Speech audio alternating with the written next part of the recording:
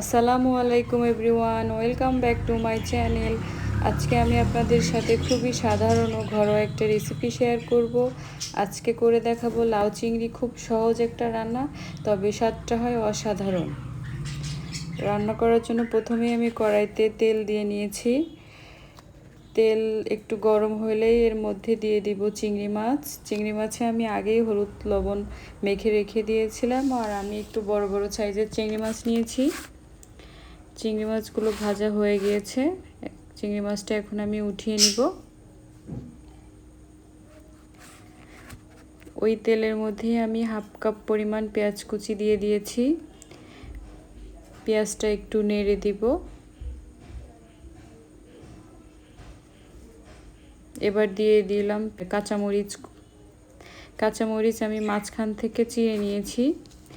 পেঁয়াজ কাঁচামরিচ বেশি ভাজবো না, একটু নরম হলে এর মধ্যে দিয়ে দেব মরিচের গুঁড়া, স্বাদ মতো লবণ, হলুদের গুঁড়া, মশলা একটু নেড়ে দিব যাতে পুড়ে না যায়।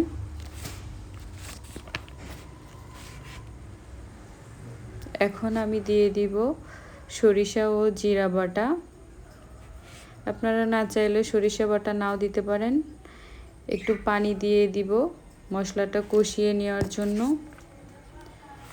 যতক্ষণ পর্যন্ত মশলা থেকে তেল উঠে না আসে ততক্ষণ পর্যন্ত মশলাটা এইভাবে নাড়তে থাকবো।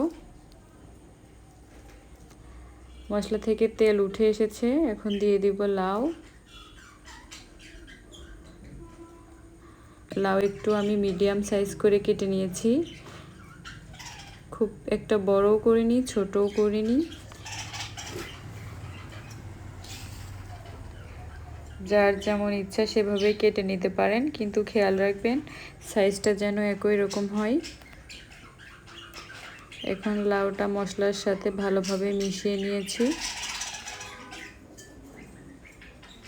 এখন আমি 10 মিনিটের জন্য লাউ ঢেকে রেখে দিব। লাউ কষানোর জন্য পানি দেওয়ার কোনো প্রয়োজন নেই, এমনিতেই লাউ থেকে পানি বের হয়ে লাউ সিদ্ধ হয়ে যাবে। লাউ থেকে তেল উঠে এসেছে আর লাউ অনেকটাই সিদ্ধ হয়ে গিয়েছে।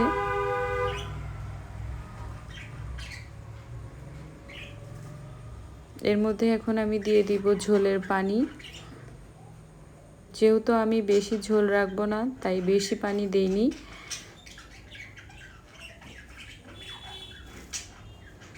ঝোলটা আমি একটু মিডিয়াম রাখবো। পানি ফুটে আসলে এর মধ্যে দিয়ে দিব একে একে চিংড়ি মাছ।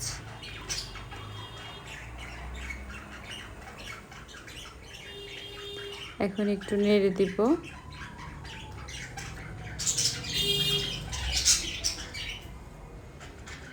10 মিনিটের জন্য ঢাকা দিয়ে দিব। এই 10 মিনিটের মধ্যে আমার রান্না কমপ্লিট হয়ে যাবে। আমার রান্না হয়ে গেছে। আপনাদের যদি আমার ভিডিওটি ভালো লাগে তাহলে লাইক, শেয়ার, কমেন্ট করতে ভুলবেন না। আর যদি আমার চ্যানেলে নতুন হয়ে থাকেন অবশ্যই আমার চ্যানেলটা সাবস্ক্রাইব করে আমার পাশেই থাকবেন। Thank you so much watching my video.